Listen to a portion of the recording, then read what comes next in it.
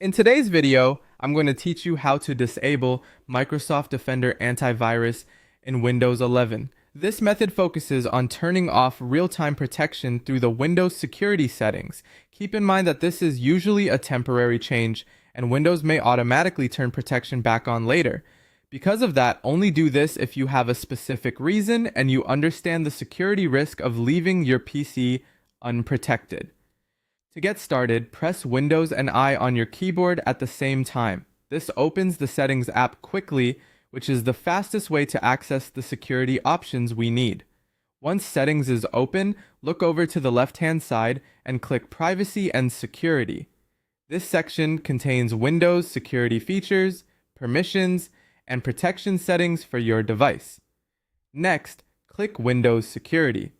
This will take you to the main security area where Microsoft Defender and other built-in protections are managed. From there, select Virus and Threat Protection. This is the section that controls antivirus behavior, scans, and real-time monitoring. Now scroll until you see Virus and Threat Protection settings, then click Manage Settings.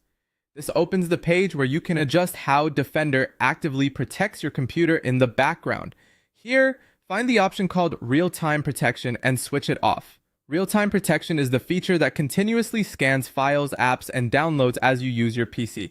Turning it off disables that active monitoring, which is why Windows treats this setting carefully. If a user account control prompt appears, click Yes to confirm. This is normal and simply means Windows wants to verify that you intend to make a security-related change.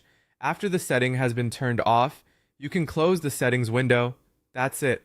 Microsoft Defender Antivirus Real-Time Protection is now disabled. If you plan to install software or make system changes while it's off, be extra careful about what you download, open, or run.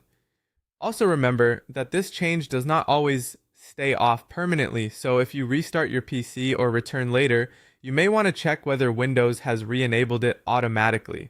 If you ever want to turn protection back on, just go back to the same Virus and Threat Protection settings page and switch real-time protection on again. It's a good idea to re-enable it as soon as you're done.